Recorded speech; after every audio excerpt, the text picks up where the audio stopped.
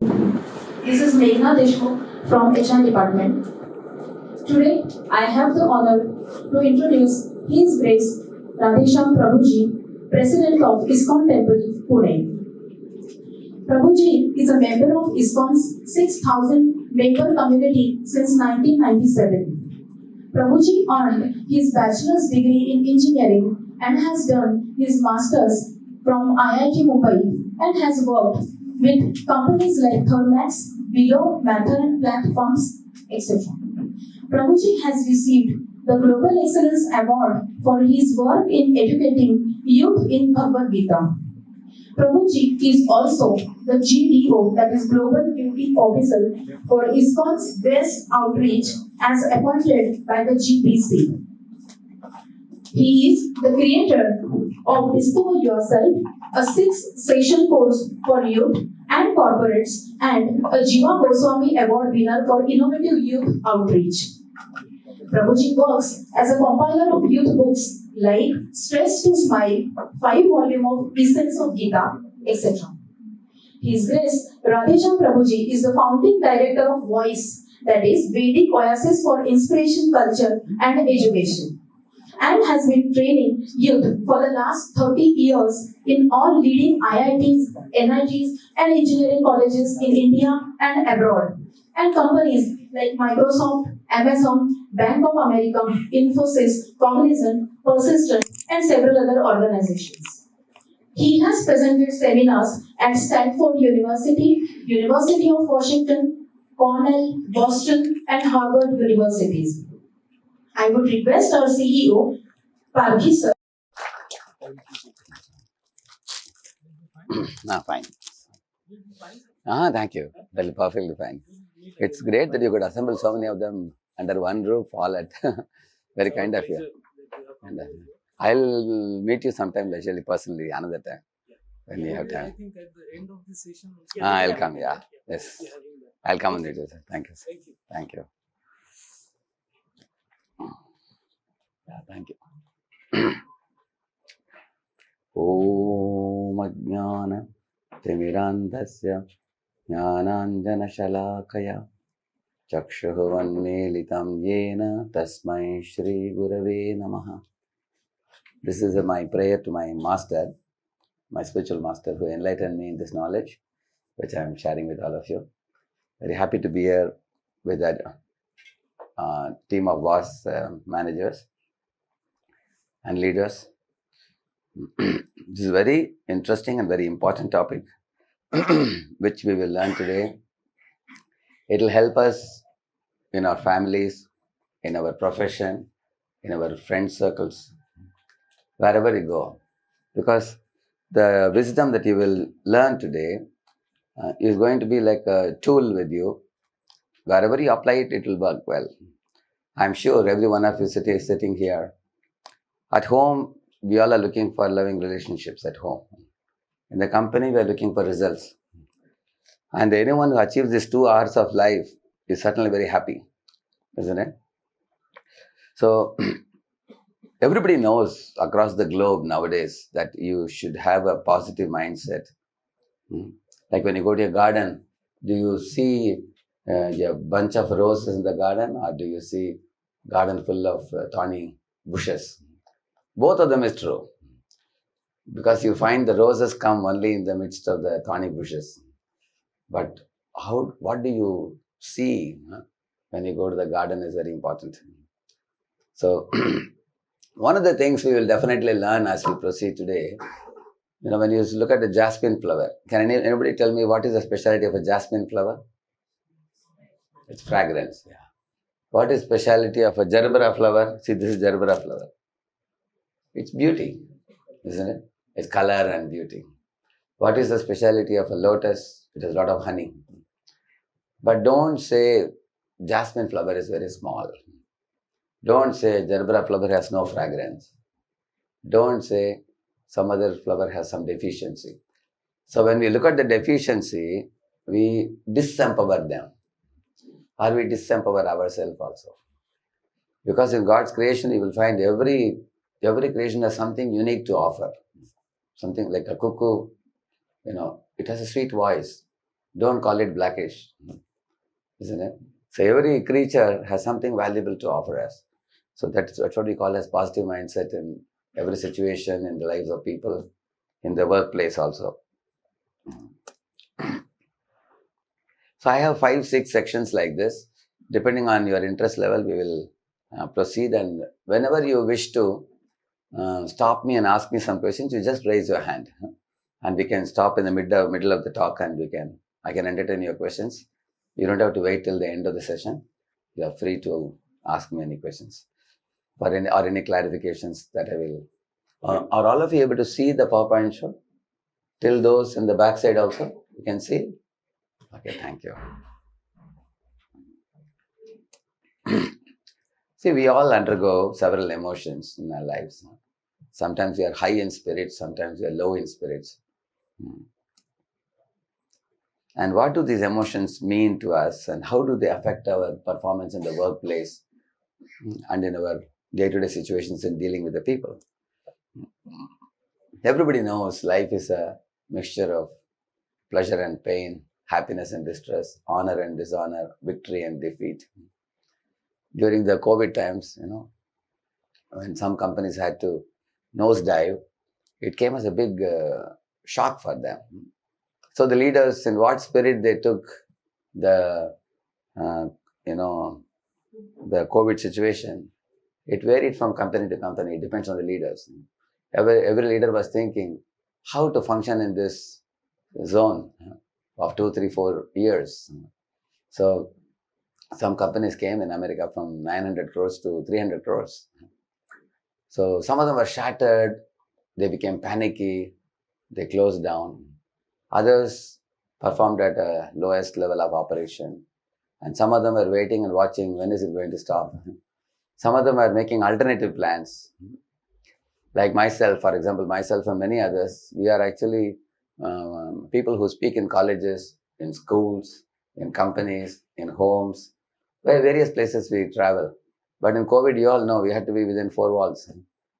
But what we did was to reach people through the Zoom. Now, in our community, even the oldest lady, like 80 plus year old lady, also knows how to operate the Zoom now. They know how to connect on Zoom and join the morning programs, join the lectures. I was doing almost 8 to 10 hours a day. I was speaking on Zoom to various groups across the globe, even during. So we all have to find a way out when we are put in a challenging situation in this world. Sometimes we may be skyrocketing, other times we may be nosediving. That's the way this world is. But in all situations, how do we keep our cool head? Like here you see 2 pictures. Can somebody comment on these pictures? Do we have another mic also available? Yeah. Just to compare these 2 pictures, and what is your immediate impression when you see these 2 pictures? Yeah, please give the mic. Yeah. In the first picture, we are seeing the place on the faces of the people. Yeah. So they don't seem to be happy, right? No. Yeah. What could be the possible reason you feel? What could be the reason? See the other picture? They all seem to be like blossomed and cheerful, isn't it? So what do you think could be lacking in the first one? Anybody? Or what needs to be improved? We don't call it as a weakness. We call it as a room for improvement. Behind here, there's a hand up. Yeah? First picture shows the Voss management. Voss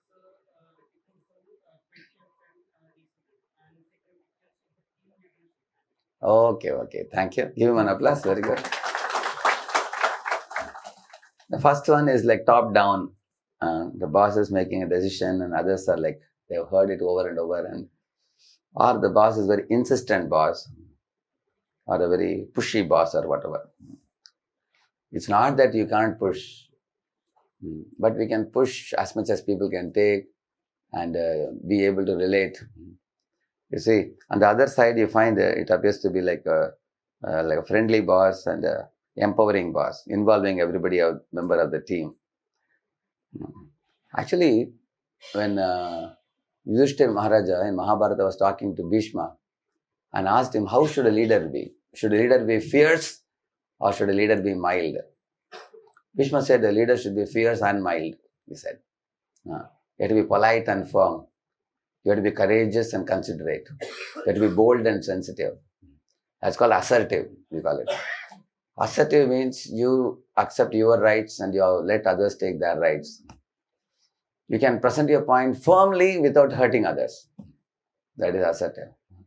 So, it's not that, a friendly boss is one who lets loose and doesn't produce anything and makes the group like an anarchical group. It's not like that. Definitely, we have to be firm, but we should do that firmness in a platform of, friendliness. We will learn that. How do we do that today? We will learn that. And our emotions matter a lot because you see, sometimes one may make wrong decisions when one is emotionally driven. A true story, a CEO of a company flew into a tirade and he called the board members, about 14 of them. And they were all cringed to their seats when he loudly yelled and shouted and lost his temper, and he closed down the factory for a week. And the factory lost crores of rupees. Because when one is in an angry mood, anger is in tamoguna, we call it. Tamoguna means it's mode of ignorance.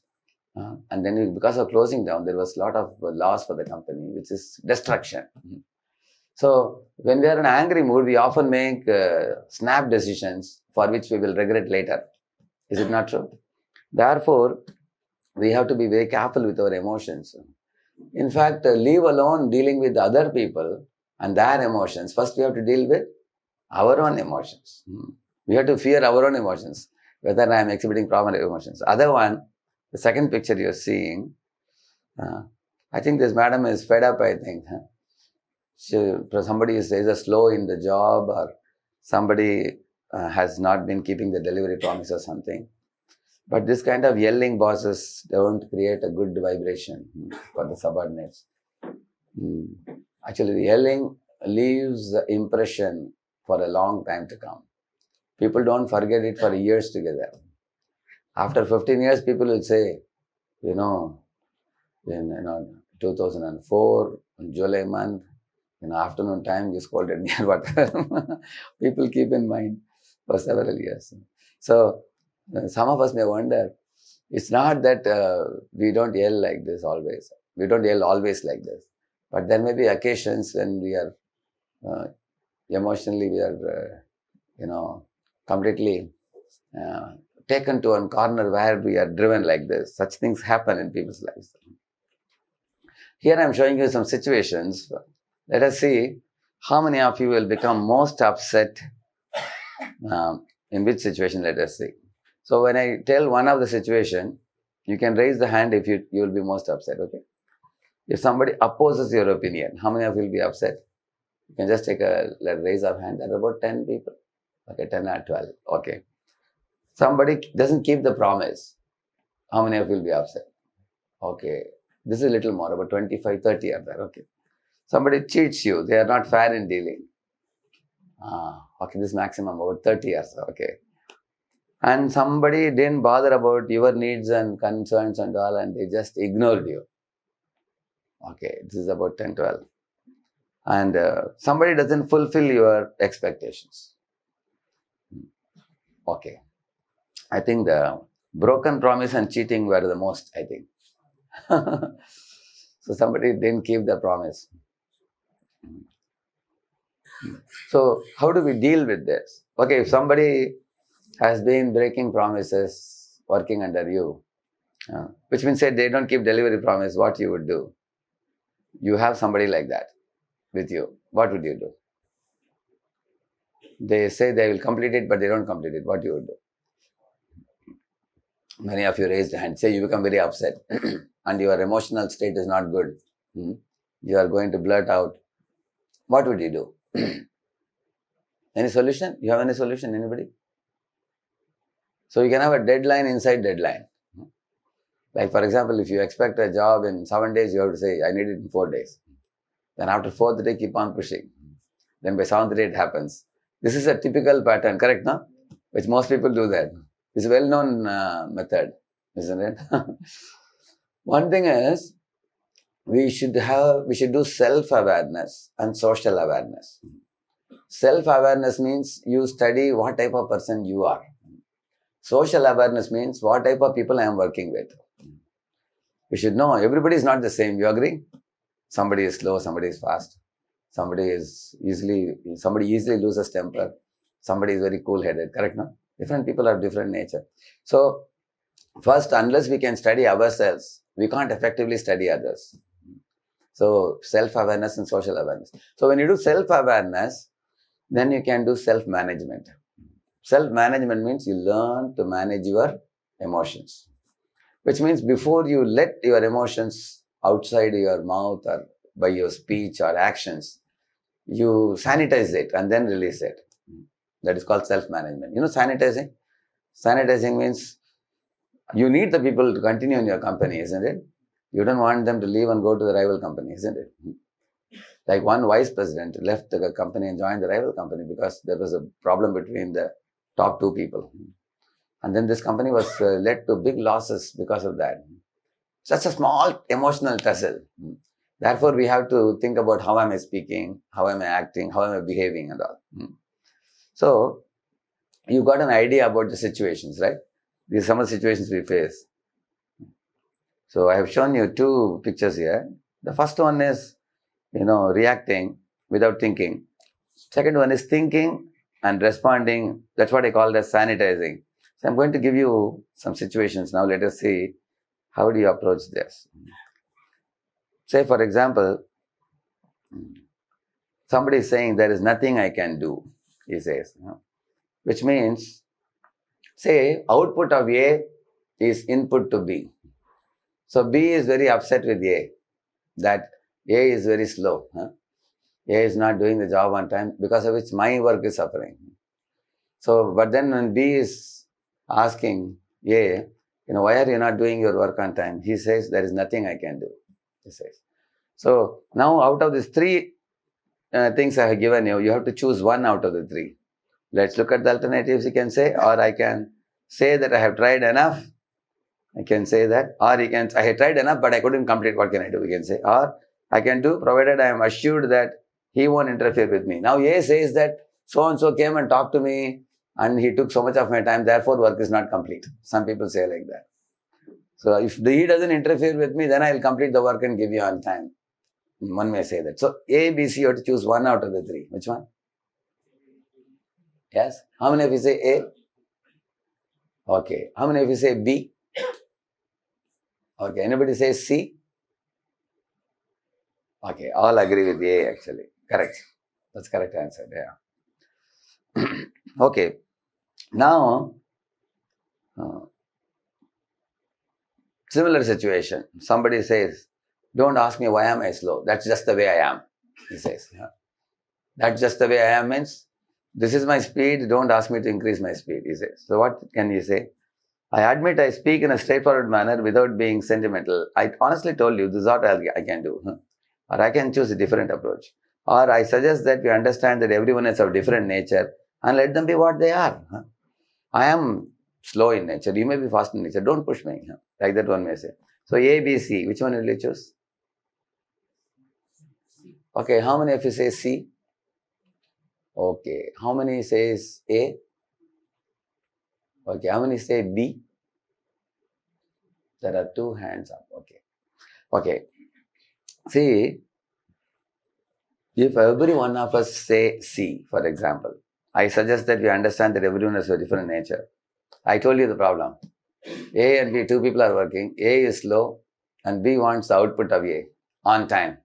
But A is saying that, hey, I am of different nature, you are of different nature. Don't expect me to speed up the work like the way you can do. I can't do it, if he says. Instead of that, can't this person say that, see, the work is, I'm not able to handle the full load of work.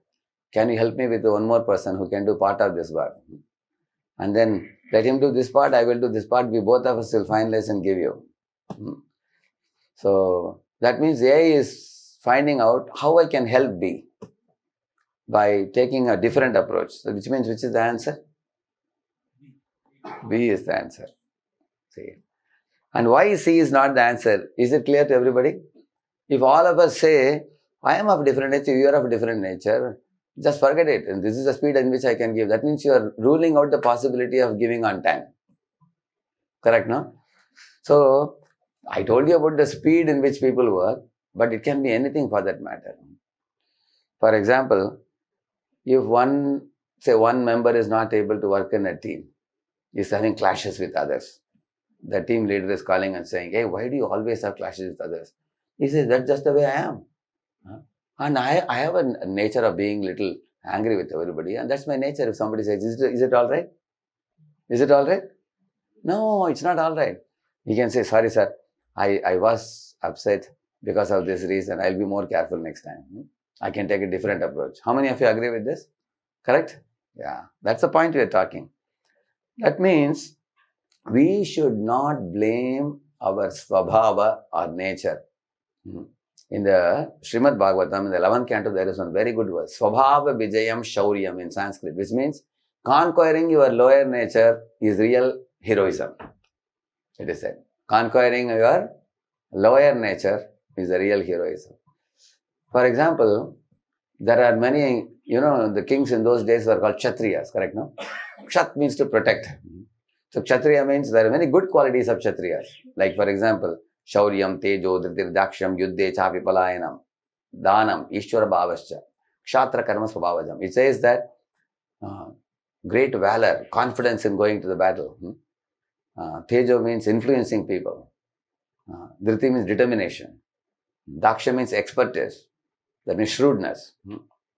And Danam means generous and charitable disposition. Ishwara Bhava means leadership. These are all good qualities of a leader, it is said. But there are bad qualities of a leader also. What is it? A leader can be aggressive. That's a bad quality. A leader can be exploitative or abusive. That's a bad quality. So if a leader has some bad, or a leader can sometimes enjoy privileges without doing enough work, that's also a bad quality. So bad qualities should be nullified. That is called as conquering the lower nature. Is it clear, that point? Yeah. Yes.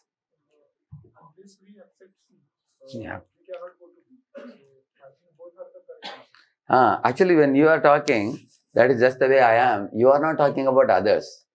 You are only talking about yourself only. For others, you can adopt C. When you are dealing with others, you can understand as a senior manager that, okay, for him, I will give him only this much work. And this fellow is more capable, I'll give him more work. Like that, you can understand the nature of different people according to C. When you are allotting the work. Whereas here we are talking about only yourself only. Is that clear to everybody? That point? Yeah. Okay, third one. Say you have to work with somebody. He makes me so mad. Like that one is saying. So you can say any one of the answer. I control my feelings. He may be able to work with someone else, but not me. I can work with him until he drives me mad. ABC. We all have difficulty with some people. Correct, no? You all agree? So what would you say? ABC. Which one? Okay, how many of you say A? Okay, how many of you say B? C?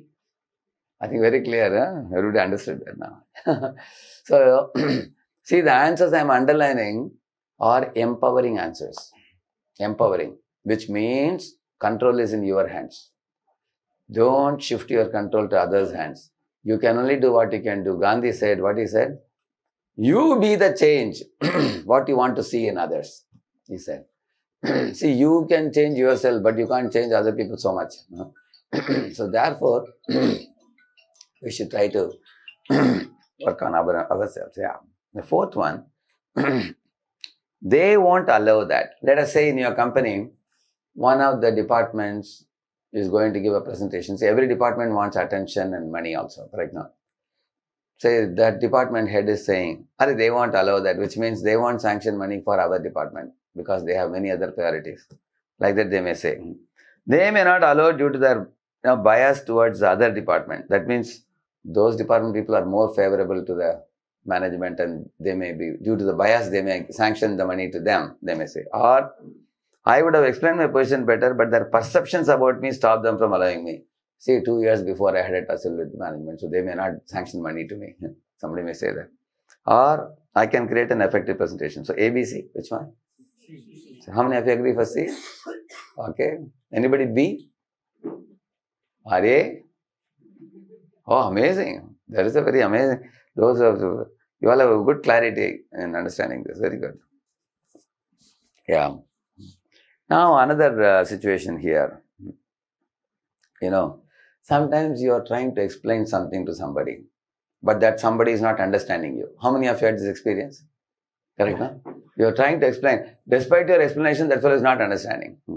So therefore, he's saying, I can't explain to those fellows. He said, I can't because I know all my talks will fall in deaf ears, he says. Or I choose not to because I prefer to try another route. Or I can't because they will simply waste my time. So A, B, C. Okay, how many of you say B, B? Okay, A? Anybody? A? Or C? Okay, they're clear. Correct, that's correct answer, yeah. We should always think of alternatives. We should not get stuck in one approach. The last one, sometimes you are given a work to do which you don't like, but it is coming on you. Nobody else can do it. Only you have to do it. It's coming. So what would be your attitude towards that work? I must do this despite my dislike because my boss is a taskmaster. Or I am supposed to do this if I have to maintain my job without being fired. Or I prefer to do this for my own future good, though it's a bit taxing my time and energy. Yeah, see? How many of you said C? Okay. Anybody A or B? No hands up. So you all got the idea now. So in all these underlined answers, these are all empowering answers. That means you have a right attitude. But most of us know very well that we know the correct answer, but we have a little difficulty in implementing this answer. Applying is the most challenging thing. First of all, to know what is right is also important. And then you can think of application. Okay. Now, here you see the picture, the brain and the heart. Because heart represents emotion. The brain or the intelligence represents reason. So, we need a combination of both. We need emotional intelligence, we will say. See here, the capacity to be aware of and control and express your emotions and to handle interpersonal relationship judiciously and empathetically. That is called as emotional. Look at these two bosses, the top one and the bottom one. So the top boss is understandable boss, and the bottom one is a disempowering boss. So the bottom picture boss shows he lacks emotional intelligence. For example, in one of the companies, a man came with a sling in the hand like this, with a broken hand. In the morning, the boss asked him, is the project completed? He asked him. And the man was like shocked.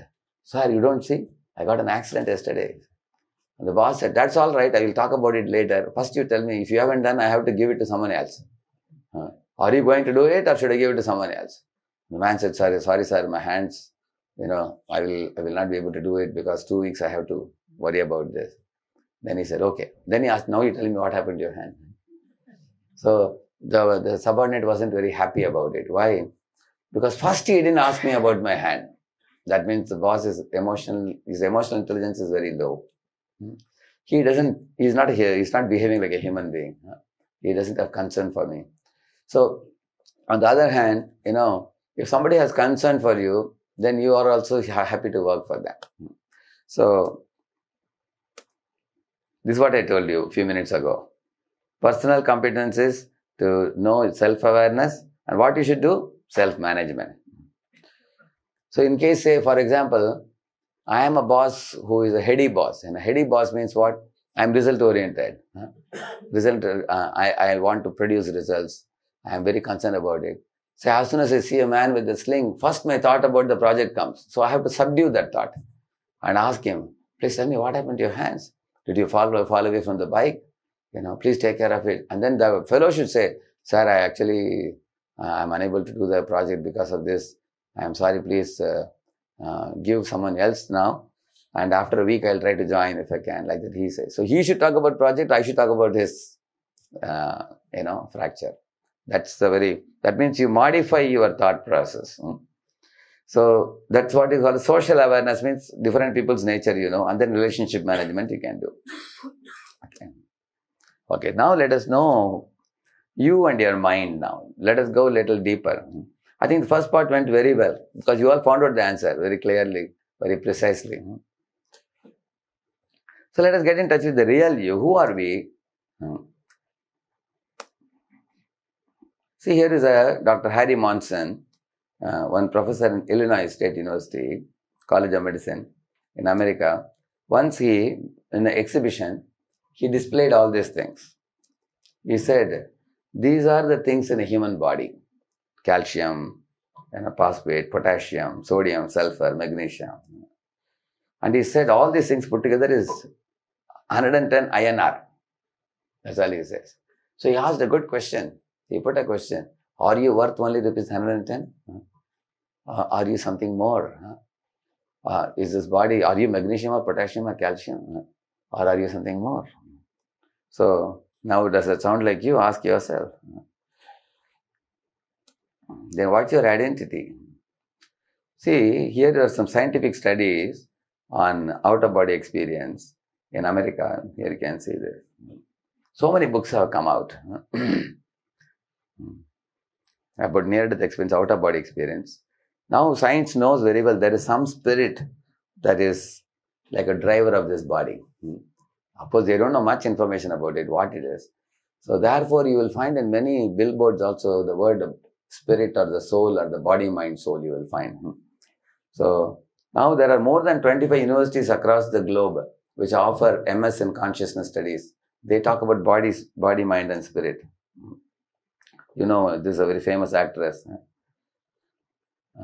After death, you see, there is no thinking, no feeling, no desires, no movement, no consciousness. You will see. So, same body, but the spirit is gone, soul is gone. Now, nobody wants to go near a dead body. So, what is the difference between a living body and a dead matter? There are 9 differences, but I will not go into the detail. But I will tell you very briefly for you. All of you think for a moment. There is one thing in your life you are looking for. The whole world is looking for only one thing. Who can say what it is? Yeah? Yeah? Money. But money for what? After getting money, what you will do? Happiness. How many of you agree that we all are looking for happiness? Okay. So intuitively you can know. Similarly, we are also looking for knowledge. Therefore, we go to schools and colleges. Isn't it? And we all, not only we want knowledge, we want perfection also. We strive for perfection. Otherwise, why companies have got quality control department? We all strive for perfection. Is there anyone here who says, I would like to commit many mistakes? None of us like to commit mistakes. We would like to do things perfectly. So that means knowledge and perfection. How many of you seek knowledge and perfection? Yes? You're sure? Okay. In everything you do. None of us want to look like a fool or ignorant. Correct? No? We want to have knowledge and perfection. Thirdly, all of us want to protect our bodies and protect the bodies of near and dear ones. Like for example, your wife, your children, your mother, father. You want to live longer and you want them to live longer also. Correct? No? And we protect them from accidents, protect them from diseases, protect them from all kinds of dangers. And we want to live. How long do we want to live? Anybody? Do you have any thought on how long we want to live? 100, he says. Because at least 100 is possible, maximum, isn't it? If it is possible to extend more, we would like to extend more also. Correct? We have a desire to live forever. You take a stone, even a bird will fly away. Or if you take a stone, dog will run away because they want to protect themselves. You can see that. These 3 are internally observable symptoms. Anybody here is unable to observe these symptoms, these 3 symptoms? Anybody? You all are able to observe these 3? Okay. Now externally, I'll tell you 3 more symptoms. You know, when you see a snake on the road, for example, first thing is perception. You can perceive the movement of the snake. Second thing is mental activity. Third is purposeful action. You take a stick and beat it or you run away from that place. This is purposeful action. Similarly, you go to someone's house, they give you gulab jamun. First you see, oh, as soon as you see gulab jamun, then mental activity starts. Gulab jamuns are sweet, I like it very much. And then the purposeful activity is take a spoon and put it in the mouth.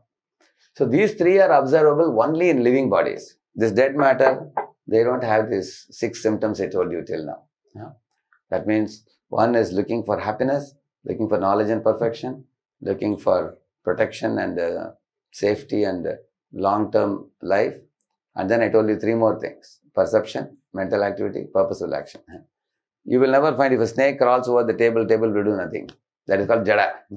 But you are all chetan. You are conscious. So, know these differences. And one more difference is, living bodies can reproduce. Correct, no? Man and woman can produce a baby. Dog and she-dog can produce a puppy. But you don't find a truck and a bus producing a Maruti car or something. You don't find that. Dead matter cannot reproduce. Correct, no? That's another main difference, yeah. In the same manner, you will see, wherever there is life, the body is growing. Like, look at your own body. Your body was a small baby. Now it has grown to this size now, isn't it? Whereas dead matter never grows. Yes. Instead of growing, can we say changing? Changing, yeah. Changing, and also you undergo 6 changes. Birth, growth, production of byproducts, maintenance, dwindling, and death. 6 changes it undergoes. But you can see that over a period of time, the body becomes bigger and bigger, whereas the matter remains as it is. Matter undergoes only one change. Depreciation or, it's completely, after a million years, this will be powdered, that's all. Yeah. So now you understood the difference. Therefore, for today's session, you need to know only this much. That you are the soul and you have got 2 equipments with you. Mind and body.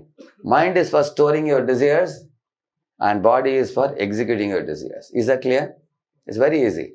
Say, for example, you want to play a piano. That desire is stored in the mind. And with your hands, you play the piano. That's body. Just like, I'll show you. Yeah, mind is for storing desires, body for executing desires. So, this combination is important for you to know because the real problem is in the mind. Like you see, how I can deal with my emotional outbursts that affect my work and confidence. Look at this. See, the same situation, 2 people are reacting differently, you see. This boss is too upset, right? So, the other boss is taking it lightly. So, in case I am too upset, how do I deal with it? These problems are stored in the mind. You know, how to not let me get pregnant by the environmental situation. How to cope with mental anxiety. We have too many things to do in life, isn't it? You know, how to stop absorbing negativity because some people will criticize you from behind. How to tackle it. Yeah. See, man has controlled even lions and elephants also, but he has failed to control his own emotions in the mind. The problems of the mind are keeping the whole world submerged in anxieties. So let us know what are some of the negative mental attitudes. For example, laziness, you see, rudeness, fault finding, criticizing, pessimism. Pessimism means, like I told you in the beginning of the class today, the example of the rose and the thorny bushes, isn't it? Backbiting, slandering, gossiping. Actually, these are things which make our teams weak because of this type of bad habit. So, how do we cultivate positive thoughts for effective interaction and collaboration? Now, I am going to come to some solutions now. How do we do that? See, here on that side, I have shown you the senses, eyes, nose. See, eyes, nose are like these 5 fingers, and then this is like the mind. Shrotram, Chakshus, Parshanam, Rasanam, Granam, Adhishtayam, Manashchayam, Vishayan, Upasevite. So, they give input to the mind. Eyes see the pictures and they give input. Similarly, ears, tongue, skin, nose, like this. And then in that way, mind has a storehouse of various thoughts in our mind, experiences, unfulfilled desires and all that. And above that, there is intelligence, which is the decision maker. Like here you see, I've shown you a yellow band, I've shown you a red band. Yellow band is like the soul, which has innately good qualities. See, all the people sitting in this room here today, everybody is divine and everybody is good. There is not even an iota of impurity in them. The soul I am talking, soul. But the covering, the mind, that has got the problem. One of you may be angry person, one of you may be, soft person. You have different natures. The natures, the qualities, which are called acquired qualities I have put, you see. Those are acquired by you from association and environment. Those are all in the mind. So that is the real problem. For positive mental attitude, you have to deal with those impurities in the mind. Just like rainwater touches the ground, it becomes impure, right? It becomes muddy. Like that, our mind has become muddy now with certain bad qualities, certain bad traits, like I showed you now, lethargy or negativity and all that. That has to be cleansed. And it is possible to cleanse it. Just like imagine if someone comes in this room with a stinking socks, for example, of course now nobody is stinking, everybody is all right now. But in case somebody comes with the stinking socks, everybody will plug their nose and say that, hey, look at this stinking fellow. He is not stinking. What is stinking? Socks is stinking. Similarly, the souls are all good. But the covering over the soul, the mind, that has got problem. So he can throw away the socks, wash his feet and come, correct? He won't stink anymore. At the same time, the socks is also washable and cleanable. Similarly, our mind is also purifiable. That's a good news for us. Your scripts are there with you, which you are bringing with you, but these scripts are changeable. Is that not a great news for us? Like you see, I have given some examples. See the simple ones. Some of us have a postponing tendency, or we are mood off or inattentive. And some of us may have more serious problems, like getting irritated for small things, or we can't play in a team. And there are more serious ones, lacking loyalty to company and releasing secrets or bad mouthing behind back. These are more serious ones, you see. So these are deeper and deeper bad scripts in the mind. And all these are cleanable. So I give an example. The operator is the soul in a computer, and the computer is our body. And the CPU is the intelligence in the computer, like our intelligence. And hard disk is like the mind, where we store our desires, plans, and everything. And servo motors are the senses, which do the activity.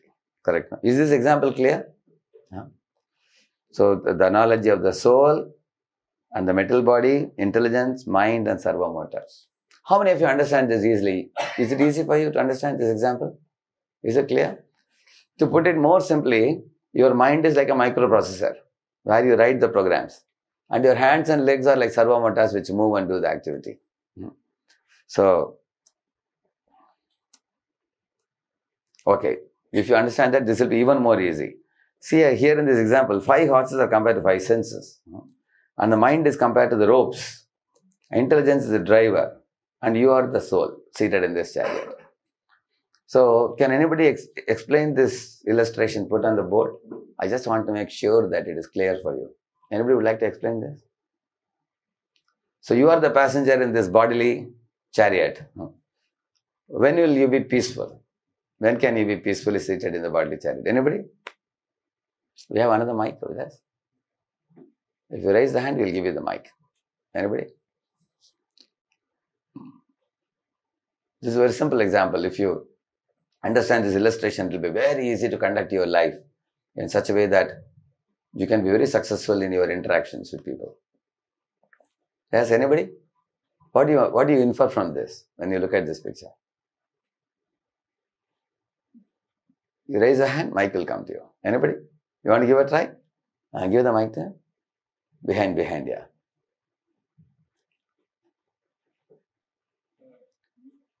You can hold the mic close to your mouth. Yeah. You can hold it close to your mouth. Yeah, like this. Yes. You are in peaceful, where your senses and mind is under control of intelligence. Correct. Give him an applause. Very good. Very good point. He said when your senses and mind are under the control of intelligence, then you are peaceful. Thank you. Now, how can we make it happen? Can anybody else say? He has captured the essence of the example. Very good. What's your good name? Goleji is very intelligent. He found out that if you bring the senses and mind under the control of intelligence, then the soul is peaceful. Okay. Now, how do we do that? Who can say that? Yes?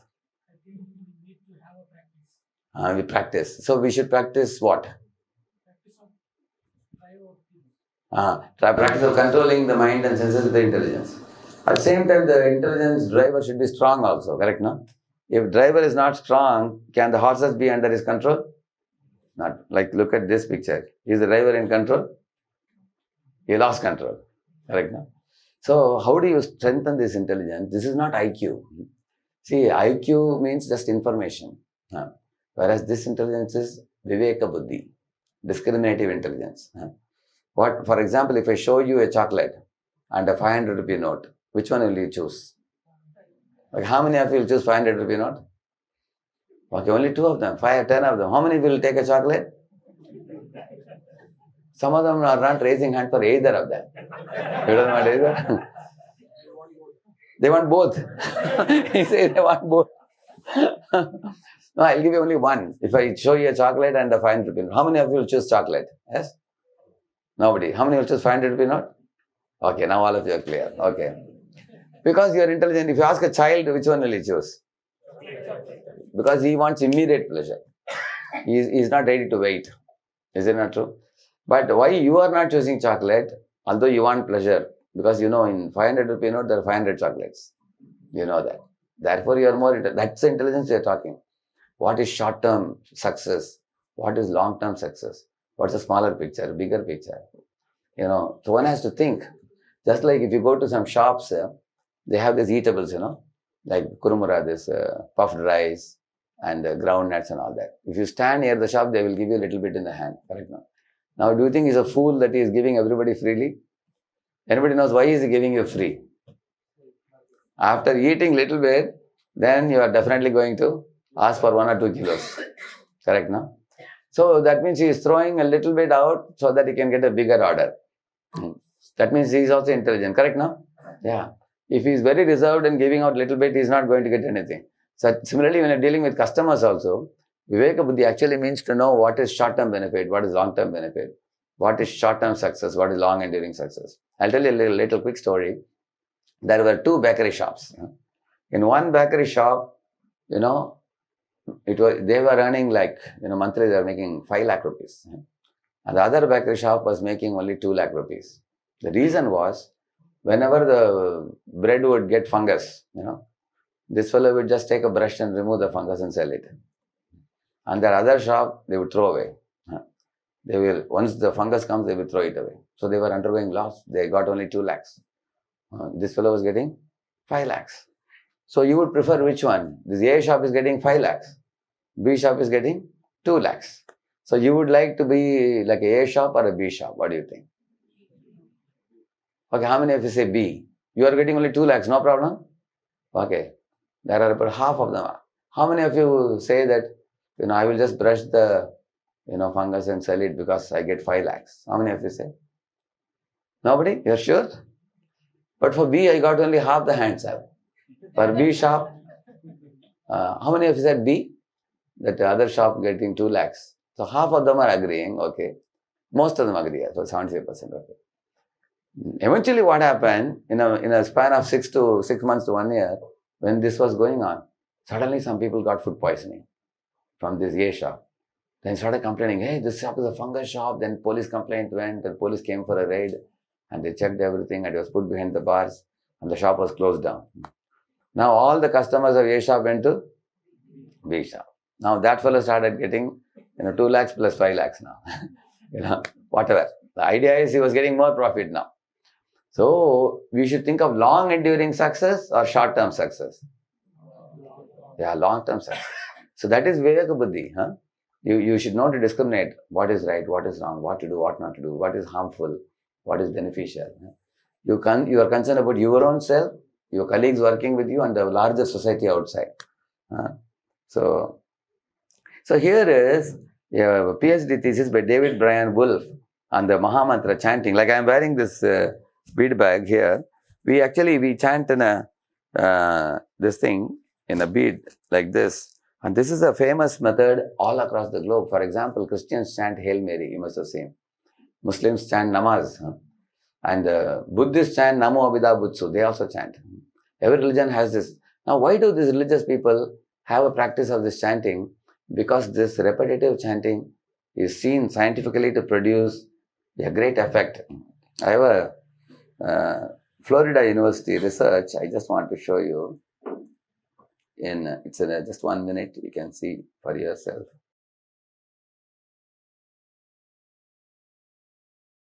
The Vedas, however, are not as well known for presenting historical and scientific knowledge as they are for expounding subtle sciences such as the power of mantras. We all recognize the power of sound itself by its effects, which can be quite dramatic. Here, a high-pitched frequency shatters a drinking glass. So, we can easily understand that loud sounds can produce substantial reactions. It is commonly believed that mantras can carry hidden power, which can in turn produce profound effects. The ancient Vedic literatures are full of descriptions of weapons being called by mantra. For example, many weapons were invoked by mantra during the epic Kurukshetra war, wherein the Bhagavad Gita itself was spoken. The ancient deployment of Brahmastra weapons, equivalent to modern-day nuclear weapons, are described throughout the Vedic literatures. Additionally, mantras carry hidden spiritual power which can produce significant benefits when chanted properly. Indeed, the Vedas themselves are sound vibrations in literary form and carry a profound message. Spiritual disciplines recommend meditational practices such as silent meditation, silent recitation of mantras, and also the verbal repetition of specific mantras out loud. A clinical test of the benefits of mantra chanting was performed on 3 groups of 62 subjects, males and females of average age 25. They chanted the Hare Krishna Maha Mantra 25 minutes each day under strict clinical supervision.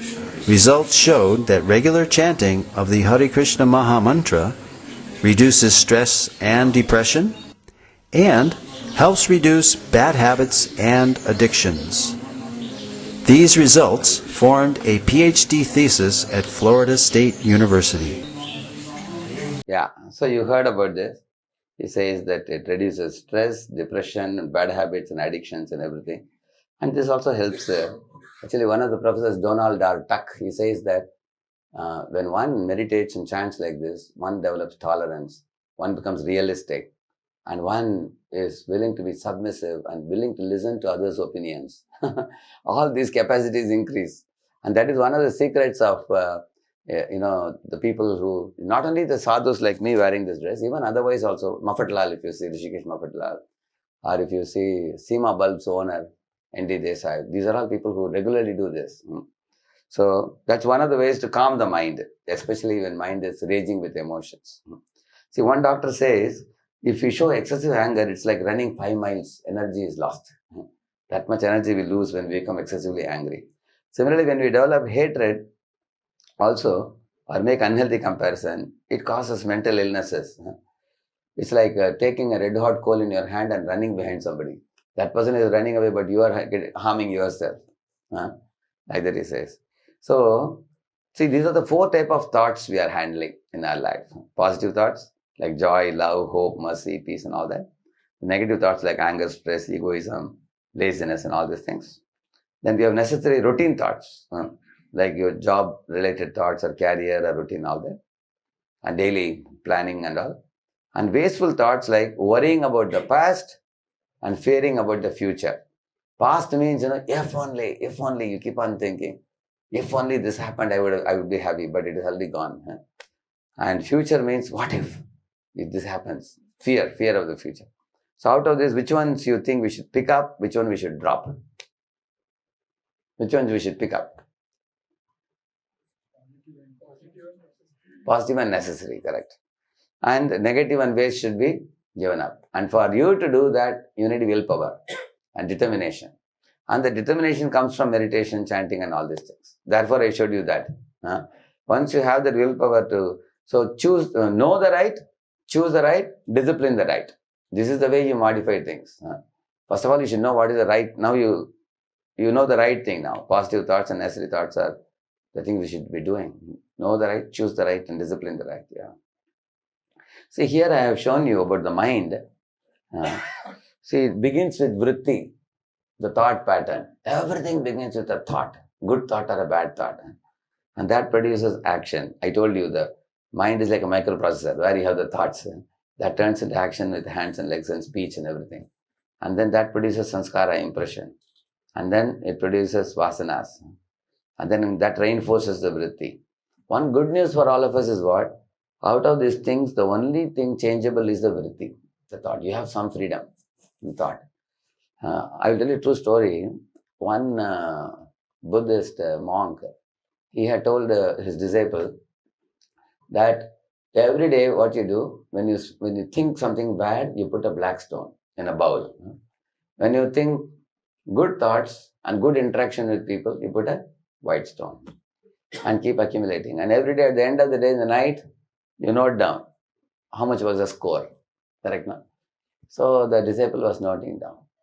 So the disciple observed that every 3 months he used to show the record to the Guruji. So the first 3 months he saw 80% were black stones and 20% were white stones when he submitted. So the next 3 months he saw, it was reducing, black stones were reducing. And after a period of, 2 years or so, he saw it was like, 40 black stones and 60 white stones. Then another 2 more years passed. He saw only 20 black stones and 80 white stones. So he asked the Guruji, how is it that number of white stones are increasing now? How am I able to modify my thoughts to become so positive? So the Guruji told the secret that vritti, the thoughts, if you make them positive, the sanskaras are like set patterns. And vasanas are also arising from sanskaras. Like if you have a liquor pot, for example, you throw the liquor out and wash with the water, and then you dry it with a towel and smell it, still the vasana will be there. Correct, no? Similarly, the lingering tendencies are called vasanas. And sanskaras means like set patterns. Say, in Pune, we had one civil engineer, foolishly had made a flooring in a bathroom. The hole is here, and he has made flooring like this. So when you're taking bath, all the water comes in the leg. We used to be very uneasy. Then we called another civil engineer and told him, instead of this, you make it like this, so that all the water will be drained outside. Similarly, our sanskaras are wrong sanskaras sometimes we have made. Now we have to change them to right sanskaras. And that will take time. That's not very easy. But what is easy for you immediately to apply, I'm telling you, is a thought. Because the thought right now, the positive thoughts, are going to be very productive at the moment also. And they will also reinforce the good sanskaras, little by little by little. And over a period of time, the embedded sanskaras shape will change. And then your behavior, that's what happened to that disciple I told you. Over a period of 3-4 years, he became a much different man. So we have to reinforce that. Like here, the same thing is shown here. It all begins with the thoughts, what you feed into your memory. Now, how do you feed in your memory? The kind of books you read, the kinds of movies you watch, the type of people, friendships you keep, and the type of songs you hear, the type of activities you do in life. These are the things which are giving vritti inputs. Like one example, let me tell you. There was one detective novel written many years ago. And based on that novel, some 10 thieves looted banks. After that, the novel was banned. After that. And they used exactly same technique because they got it from the book. Similarly, nowadays, people are using the smartphones to see many dirty YouTube videos. And if they are loading their head with dirty YouTube videos, then they are bringing out the animal within. Because we all have angel and animal within us. So we want to bring out the angel or animal? Angel. Animal should be driven out. But what are we inputting to our head? That's what matters. What do you watch? What do you read? What type of friendships you keep? Those matter a lot. So that's why positive mental attitude towards personal and situations in workplace. See, a company means people. Company is not made up of bricks and stones. It's made up of people. And also the employees want to know, am I involved in the company? Am I respected? Am I valued? People think about it. So, I am showing you 2 things now, yoga of interaction and yoga of collaboration. These are very simple formula. If you apply this in your daily life, your positive thoughts will increase and you will be able to deal with all kinds of people over a period of time. The first one is selfless dealing with others. Take your mind away from yourself and pay attention to others' needs, interests, concerns, and expectations. Like traditionally in India, you will see parents think about the children's welfare, correct now? And children think about the parents' welfare. It goes like this. Not that children think about themselves, parents think about themselves. It's not like that. So that is what we are talking about here. If a leader is thinking about the subordinates' welfare, And subordinate is always thinking of bringing good result and please the leader. That's a very good relationship. That kind of thing. The second thing talks about listen to people without judging. Like, God has given us 2 ears and 1 mouth. Which means, and mouth is generally closed, is it not? Which is generally open? Ears are generally open and mouth is generally closed. That means we are supposed to listen well before concluding or making any judgment. So, some leaders focus on people and some focus on projects. See, the first one is focusing on people and empowering the subordinates. And second fellow, who is unhappy, the boss or the subordinate? Both. Both are in trouble, isn't it? Okay, if you are in this situation, let me ask you, what would you do as a boss in this situation? What would you do? Yes. Give the mic to them. Somebody said the answer, please. First one. Yeah? First one. First, you'll be like that? No, of course, we want to be like that. But in case your subordinate is an incompetent fellow, like the second one, so what would you do to the incompetent subordinate? This fellow is yelling. We won't shout, correct, no? What would you do? If you get an incompetent subordinate, what would you do? I'm just throwing a challenge on you. So that, see, you agree that such people can be there or not? We do get such people. So what would you do? Encourage. Okay, you are trying to encourage, but he is not changing much.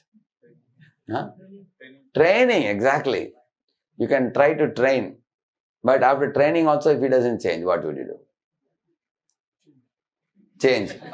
Fire him from the job. Correct. Actually, that's the easiest answer. Firing a person from the job is just answer. So one is we can try to, encourage him. We can try to, we can give some incentives. We can try to train him. If he's still not able to function, okay, find out another way to do the work, because the approach that he's taking may not be a good one. We can give another alternative to the work. Brilliant. Give an applause. Good answer, Rashka. Okay. What else can you do? Any other way?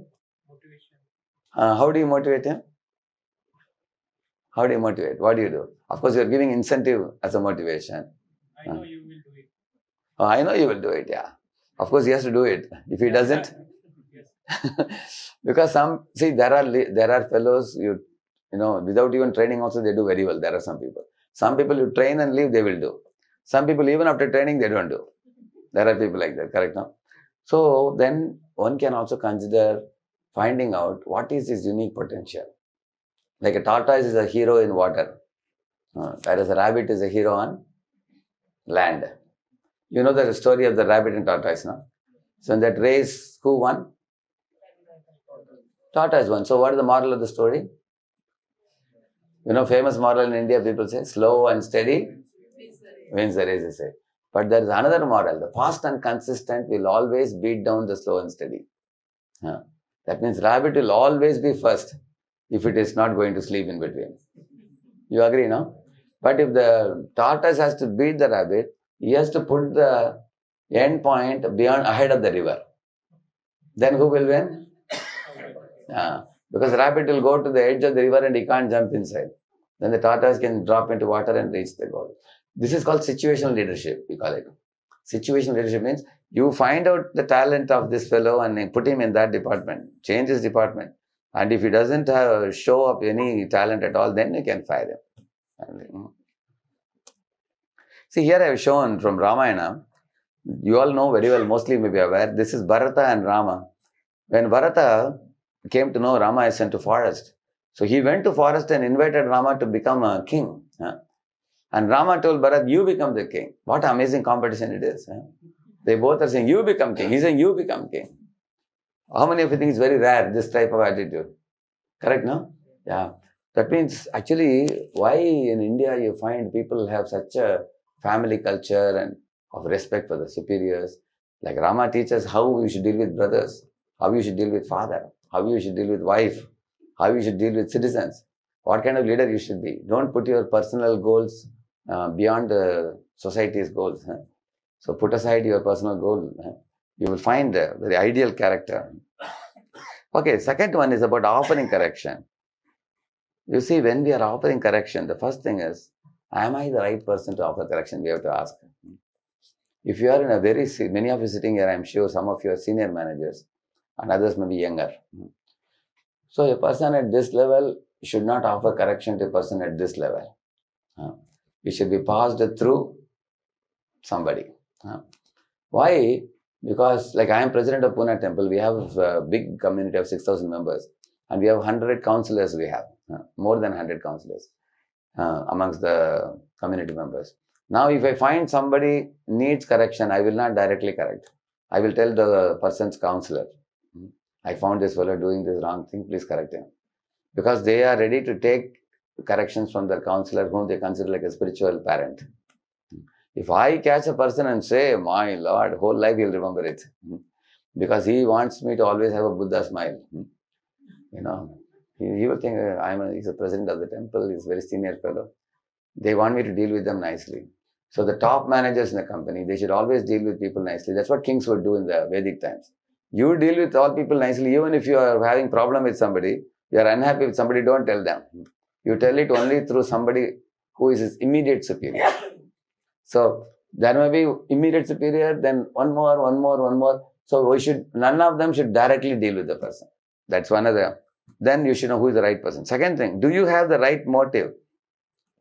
Sometimes our motive is to belittle a person or yell at a person and make him feel bad. That should not be the right motive. What should be the right motive? To bring about the change. Like that. Do you know the right way how to do it? Is it the right time? It is said, chastise in private, glorify in public. It is said. If you want to glorify anybody, we can do it in assembly like this. They'll be more happy. But if you have to correct somebody, we should do it privately.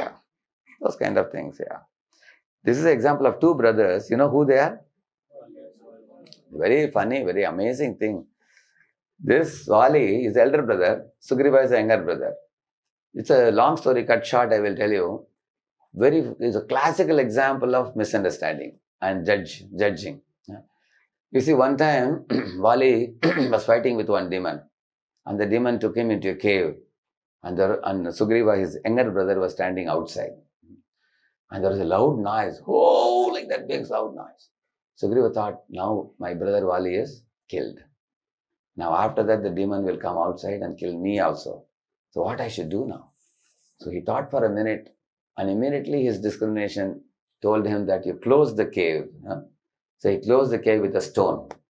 And then he was weeping, and then he went back. Then all ministers told him that since your elder brother has died, so why don't you become the king? And he accepted the king's post. And guess what happened? Inside the cave, do you think Vali died? Vali didn't die. Who died? The other fellow died, demon. Then Vali came to the door and he found that, the entrance of the cave, it was blocked with a stone. Then what was his imagination saying? Can somebody guess what he thought? Yes? He's close by his brother. And with what intention he thought?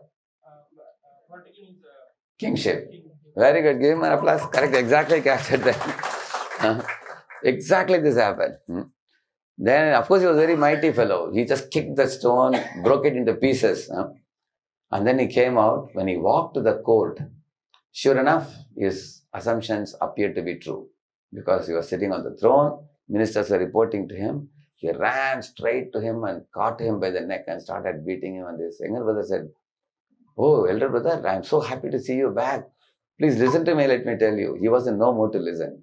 He said, I will listen to you after you die. Now I will hit you now. Sometimes people make snap decisions like that. He didn't listen at all. And they had to, Sugriva ran round and round, and at last he went to one place called Rishimukha Parvat, where Vali cannot enter.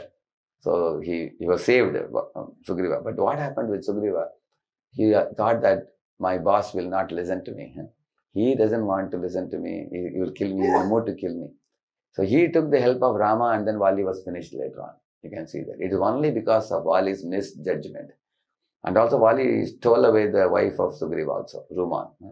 So two things he mistake he did. Wrong judging and character problem. Two things. So we learn in our life also as leaders, we should not make snap decisions. We should always give, especially if you want to take some decision on somebody, give some time.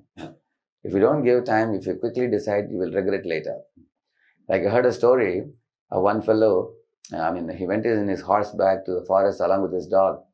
Then after staying in the forest for a while under a tree, he got up and left. But the dog was barking. Bow, bow, bow, going back and forth, not letting him go. He thought the dog has gone mad. He took his gun, he shot the dog. But then after a couple of miles, he realized, my wallet is missing. Then he came back and saw under the tree the wallet was there. The dead dog was also there. Touching the wallet, the dog had died actually. So he took the wallet and counted the money. It was all safe. But the dog was bleeding in the mouth. And he tried to sprinkle water and wake the dog up. Can he wake the dog up now? It was too late. Therefore, it is said, haste is waste, it is said. There is a saying in English, the spilt milk, the broken glass, the sped arrow, or spoken words cannot be taken back. If a glass is broken or an arrow has sped from the bow. Similarly, in our dealings with other people, interpersonal dealing, we have to be very careful about what we say. I can tell you 10 years before, I was a much different person. Now 10 years later, I have changed my style quite a bit. Because in dealing with people, if you are careful, they will become your assets for you. But if we cannot hold people and have good relation with people, if we blurt out, then we will lose support. So that's a lesson we learn. So one last thing I'll conclude and then we can see, this is technical rightness and practical rightness. I'll tell you a funny example for this. Like, in one temple, they had put a board outside in the compound. They told the watchman, they had written that leave the shoes here, they said, because people should not take it inside the compound because it becomes very muddy and all, correct? No? The watchman was a very strict fellow.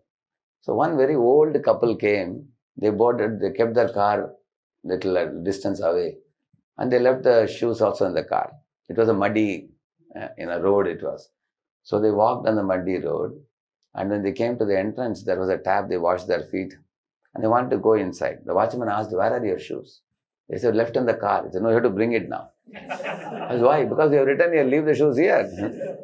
You understand the difference? So he's technically right. But practically speaking, he's foolish. He doesn't know the purpose behind which he knows the letter of the law, but doesn't know the spirit of the law. How many of you feel in company also such things do happen, correct now? In dealing with people. Somebody is technically right, but then sometimes in the practical situation, we may have to adjust a little bit. We should know when to adjust, how to adjust. That's the point made here. So, practical rightness means to see beyond the obvious or what is easily observable. One has to see the spirit. And the spirit is very important. Understand the person, resolve the conflicting situation. Yeah, this is what I told you now. Because he didn't have that spirit of the law. This is a very important one. This one, circumstantial outburst. See, what is circumstantial outburst? See, we should assume that people are all generally good. That's what we should assume. Once in a while, they will be erratic in behavior. That's called circumstantial behavior. Like, you all know Sugriva was coronated, correct, no? As a king. And it was a rainy season. Lord Rama told him, Sugriva, 4 months, Chaturmas rains are going to be there. After 4 months, you come and meet me. Then I will tell you how to find Sita. We will discuss. But 4 months went. 20 more days went. And autumn season came. Land was crisp. Sun was shining. He didn't come. Sugriva. Then Ram called Lakshman and said, Lakshman, look at this Sugriva, this Vanara monkey. He has forgotten his promise. What do you think we should do? Lakshman said, immediately I'll go and kill him on the spot. Because he's such a fool, he's an ungrateful fellow. Like that he said. Rama said, if you kill him, how the job will be done? He said. Then Lakshman thought, that is also a good question. Then Rama said, don't kill him. You can scold him if you want, but you should bring him. You bring him and engage him in the service. Similarly, how many of you were very, very upset with somebody who made a mistake in your company under you, if you think about it, correct, no? We all get upset. But we should know that such mistakes are not frequent. They are circumstantial, occasional. Even we commit mistake occasionally also. So we have to be very tolerant. Therefore, we have to learn forgiveness. I'll tell you one true story. Myself, I used to go in a train with a laptop bag, I had an assistant traveling with me. I used to give him the laptop in the night and tell him to lock it. I told him, see, there is a lot of information in this laptop, and oftentimes I don't take backup. So you should not lose it. Make sure you lock it before you go to sleep. So one day, I was working till 10:30 or something. And then I gave him. So what this fellow did, he didn't lock it. He kept it with himself, and then he put the blanket and he was sleeping. So I observed him not locking. So I took it secretly from him. After I took it also, he was still sleeping. Then I hid it in one place below. Then I went to the top and I covered myself with the blanket. And that fellow got up at 1:30 and he found the laptop missing. And he got down, put on the lights, asked all the people, did you see a laptop? I wanted him to suffer for some time. Like, I didn't reveal the truth. He went up to the door, he came back and forth. At last, then I saw him. I asked, what's the matter? He said. Then he practically started crying. Prabhu, some thief has stolen the laptop. Then I scolded him. I told you to lock it. Then I revealed it from bottom. I took it out and said, here is it. Henceforth, I will never give you, I said. Henceforth, today onwards, I am going to take care of the laptop myself. 3 months later, I was sleeping at 11 o'clock one of the days in the train. I was very tired. So I also didn't have enough energy to lock it. I kept it next to me and I was sleeping. So this fellow took it. And he locked it up. Somewhere else he hid himself. I got up at 2 o'clock. Suddenly I found it missing. I got down and searching here and there. And he got up and he asked me, you want anything? He asked me. I said, nothing. You go to sleep, I told him. And then I called the TT. I told him some thief has stolen. This that complaint we made. I pulled the chain also. TT came also. By the time this fellow got up and when TT came, this fellow said, I only have the laptop. So then this fellow told me, see, when I went to sleep that day, you were so angry on me. Now you yourself forgot. So on that day I learned one lesson. Forgiven are those who forgive others. That's a very famous statement, no problem. So it's not that only they can commit mistakes, we can also commit mistakes. So we have to sometimes understand such mistakes are not frequent. They may be occasional and circumstantial. So therefore not make a big issue. Look at this boss, is making a big issue out of that circumstantial situation. So, okay, I'll stop here. This is what I told you. Forgive, forget and be friendly and be focused on the job. These pictures are very funny. See this fellow kicking it. See this fellow. And that fellow on the extreme right, you see, he is saying so many things, the other fellow has no time to speak back, isn't it? Be focused on the job to be done. Don't spend time in finding fault. Focus on the job to be done. Because ultimately, Rama was intelligent. He said, focus on the job. Don't just be thinking about how to punish Sugriva. Punishing is secondary, but the focus on the job is primary. Correct, no? He said. So I'll stop here. If anybody wishes to say anything or ask anything, you're welcome. Actually, this is done in 2 parts. Therefore,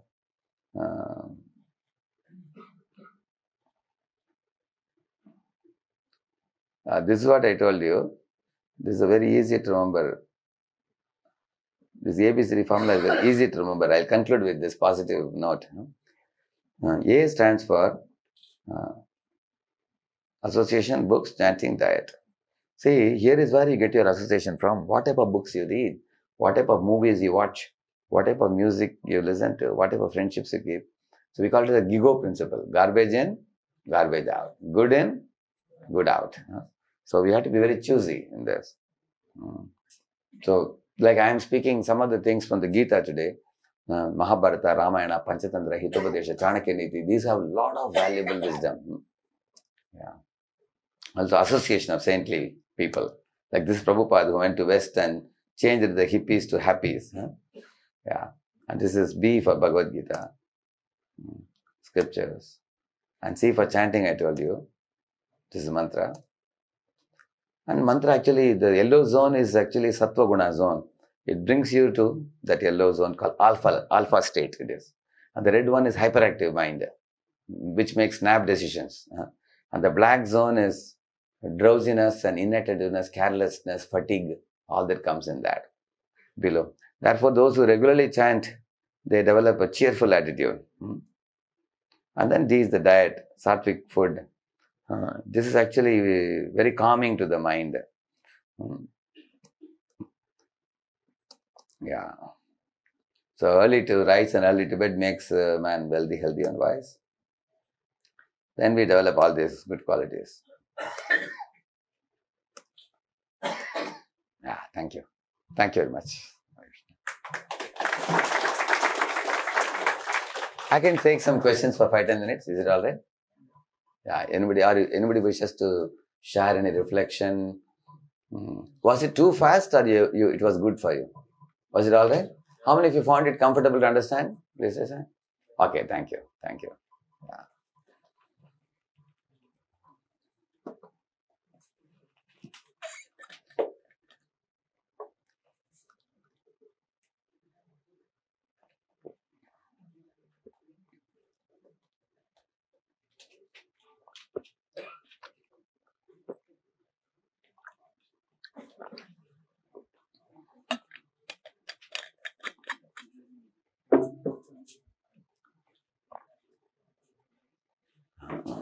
We have where is the mic? Where the mic? Yeah. Is it working? Mic is working? Yeah. You don't have to necessarily ask a question. You all are grown-up people, you are mature. You can give some comments also on what you heard today and what you learned, or some reflection and some thoughts or some points from what you heard also. Anybody would like to recollect something which you liked? What is the takeaway for you? Whenever you hear any seminar, I spoke so many things today. What is the takeaway point for you? You can say a takeaway point also, okay? Who would like to have? You just raise the hand, mic will come to you. Anybody? One thing that hit you hard or a striking point. Yeah, here, please give the mic. First of all, thank you very much. Thank you, thank you. Insightful session. Thank you. So what I like most is that you have used positive and necessary thoughts rather than negative. Correct. Yeah. That's what one thing. Yeah, thank you, sir. Thank you. Yeah. Anyone else? Yeah, yes. Thank you, sir.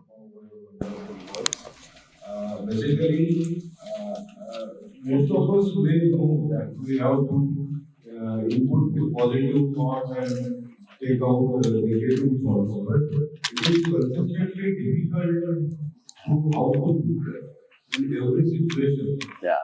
So today I learned that continuous standing and that going to help in a long way Right. to accept and to always welcome positive thoughts. Yeah. Yeah. That's a learning. Thank you. Anyone else? Yeah, there's one hand up there. That's it. Yeah.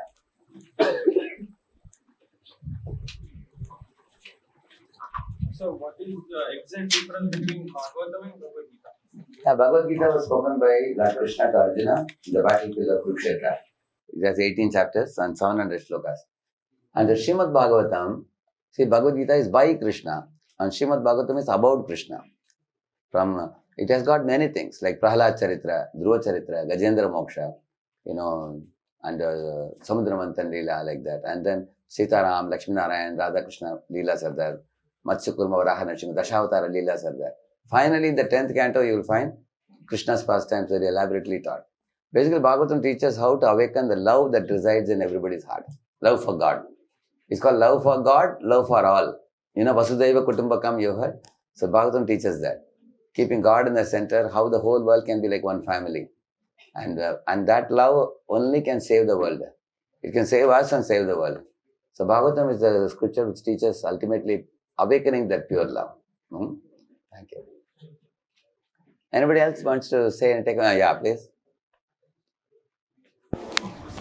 What's your name? Sir, Mr. Gole? Popat Gole. Popat Gole, yeah. The two takeaways from this slide, which we have seen today, that the Bali and the Sudhir, that we must see the truth. What is the truth? That Demon is right and Bali is right. Yeah. That will help. And the second one is the Parvat and Ram, that our promise is bigger than the kingdom itself. Exactly. So Ram and Bharat both focused on the relationship more than getting some commodity like a kingdom or something. And nowadays that is very much missing in the modern time because people have become more money focused and more material focused. So that materialism to spirituality, that shift will help us to become more broad-minded. Like Ram and Bharat are teaching a selfless attitude towards one another. Thank you. Thank you. Anybody else? Any of you? Very good takeaways. Very good. Thank you. Yes? Any one point? For me, I would really curiosity, I would say, maybe out of this context. Are competition and selflessness are contrary to each other? Selflessness, what the other one? Selflessness and competition. Competition, okay. Actually, there's a healthy competition and there's unhealthy competition. Say, in healthy competition, what we do, if somebody is better than me, I go and seek their guidance.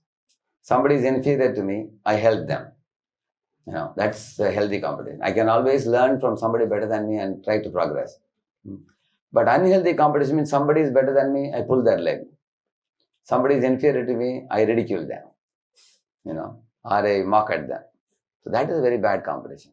So coming to these two terms, selflessness and competition.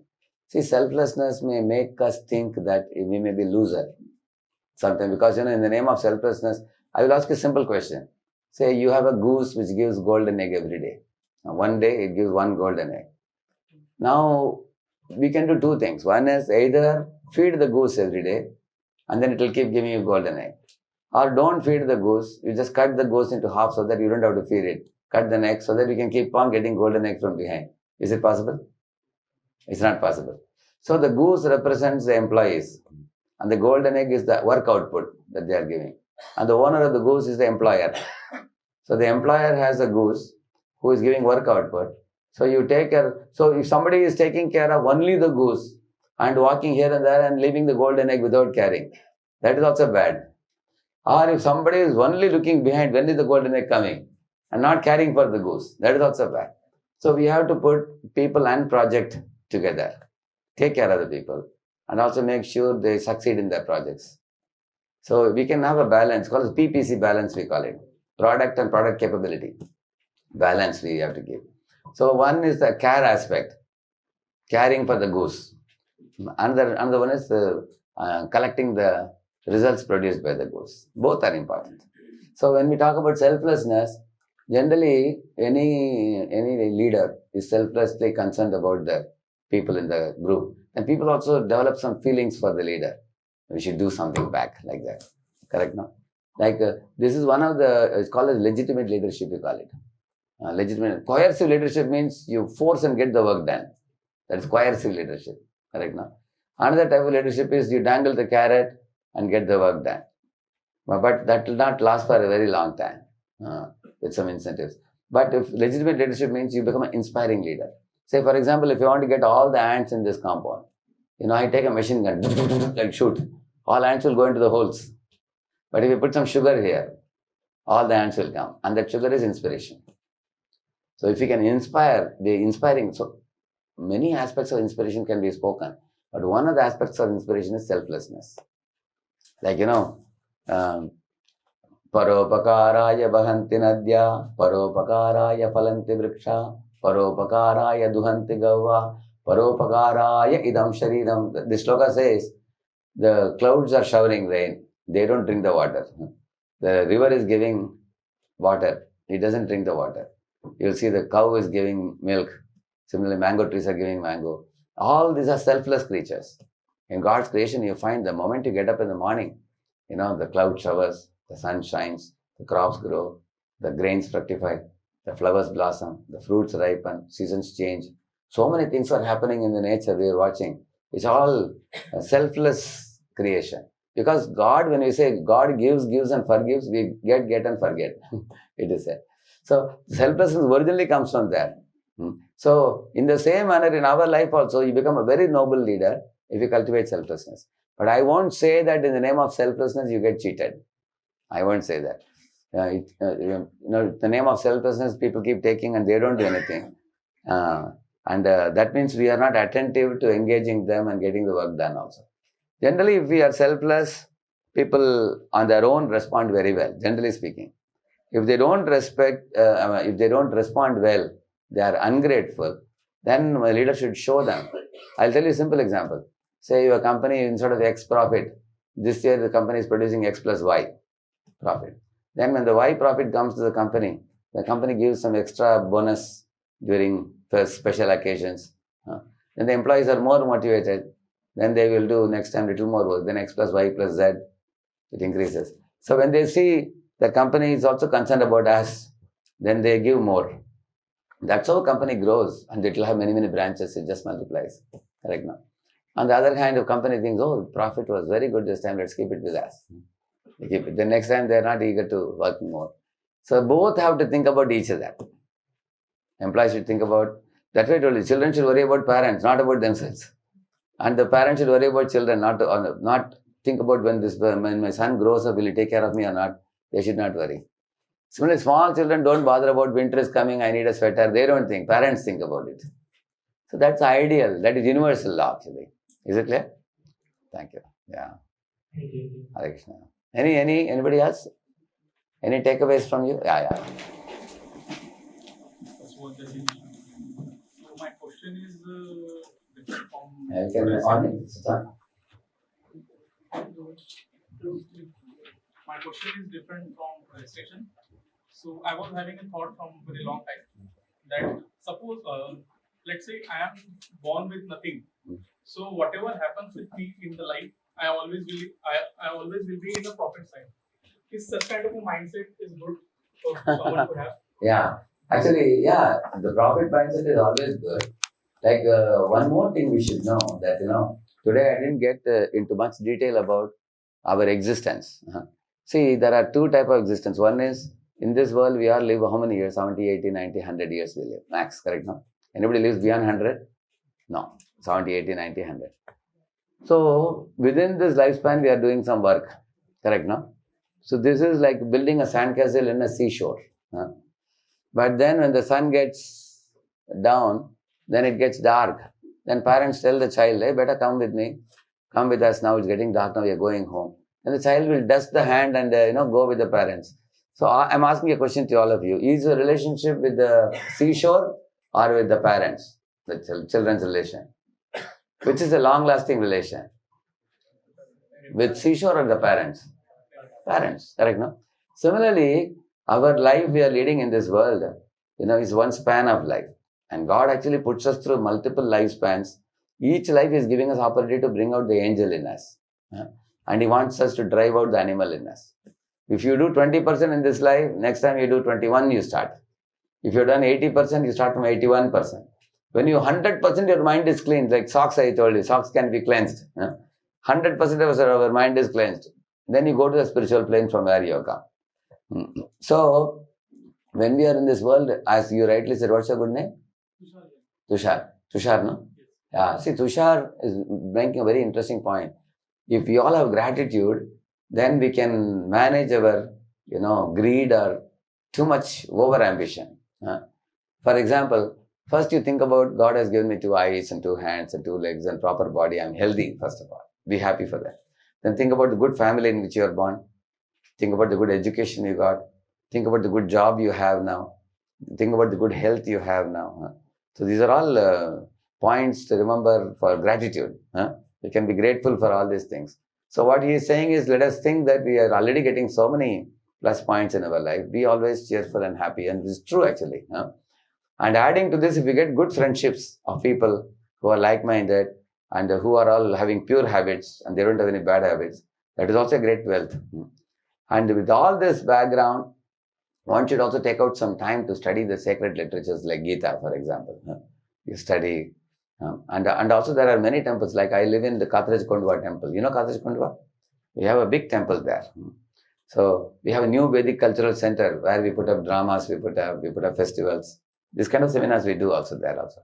So take out a little time, monthly once, make a visit, take darshan, go with the family, give a very, very positive spiritual ambience to the family members. That will make a very big impact on you and your family also. So now we all need money to live, but money is not the only thing. Money is one aspect of life. But the goal of earning money is to be happy, but people are not happy nowadays. People have so much money, but they're not happy. So to be happy, the gratefulness, what you said, is a very good quality. Gratitude. Instead of always thinking what I don't have, you can also think what I have. Correct, no? Good point. Thank you. Anybody else? Any reflection? Today, I learned from lessons from teachers. Teamwork is always better than and negativity will harmful for our body, soul, and our mind. And one important thing is listening. Listening is very important. Listening. So last point was very clear. Training you said, huh? Training is important, you said. Okay, the first 2 points again it is echoing too much. Huh? It's echoing. What are the first 2 points? What is the first point? You can repeat that point. Yeah.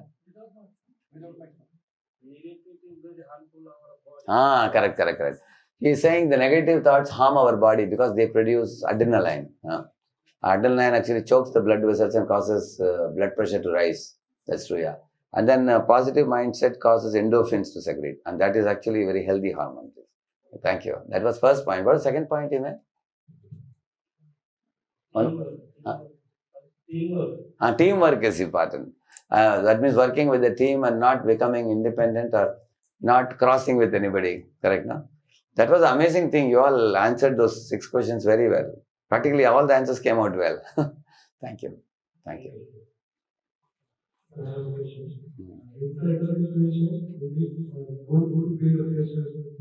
Hey, you can give this one. And that is echoing, I think you can tell in this one. You can hold that. Let us see how it comes. Let us see. It will come back. Is it good if I build pressure on someone to tell my work? Because it's ethically wrong when I'm putting someone pressure to on them. Yeah. And it can hurt their feelings at some time. Okay. Yeah. It depends on who that person is. Say if you are a leader of a team and he is one member of your team, you have to get the work done from them. Then sometimes you may have to put pressure if he is too slow. You may do that. Therefore, we have to learn assertive behavior. Assertive means you are not aggressive and you are not passive. Passive means your subordinate is dancing on your head. That is passive. Aggressive means you are dancing on their head or dominating them, which is good. Both are not good. Assertive means you tell them that, I gave you lenience in this, I gave you lenience in that, and now this is the time, you have to do it. It's very important. And you tell them the importance. And assertive speech, I told you in the middle, polite and firm, courageous and considerate, bold and sensitive. You have to combine these 2 things, which is called maturity, we call it. So, you cannot push somebody who is not in your team. But if somebody is in your team, the work has to be done, then you need to push also. But how we push, it shouldn't be aggressive. Therefore, we gave many examples today. How do we deal with colleagues? Because like bull also in the village you have seen, if you twist the tail, it runs fast. But if you push too much, it sits down. Once it sits down, it won't get up. Correct, no? So too much push, completely stops the people from working. They get ego clashes and fights and everything. So therefore, there is a balance midway. The midway is called assertive behavior. Yeah. So this is my email address. If anybody had any queries, you can write to me, and you will get a reply in about a week or 2. I generally reply in a week. I reply almost like 70-80 mails in a day. You are welcome to write to me. It was very nice being with all of you this afternoon. Voss company, thank you very much. I live in Pune for a couple of weeks every month. First 2 weeks I am in Pune. If you are coming to NVCC, New Vedic Cultural Center, ISKCON and Kadraj Kondwa, you can come in the first 15 days. If you come, you will find me there. 3rd week, I am also a co-president in Hyderabad also. So I go to Hyderabad. 4th week, I travel out to different parts of India. Some 15 places I go. And yearly, I go to US 3 months in a year I go. January to mid-Feb and September to mid-October. In America also, I go through the entire East Coast and West Coast. I go to some 25 universities I go. There are many colleges, universities. So many of the Westerners are very appreciative of this kind of seminars. They are learning a lot. In fact, they are coming and learning much more fastly. They have very frequent programs. They come to temple. So, and in this YouTube also, you will find some behavioral science for youth. In that, you will find many similar seminars. You will find. You can answer.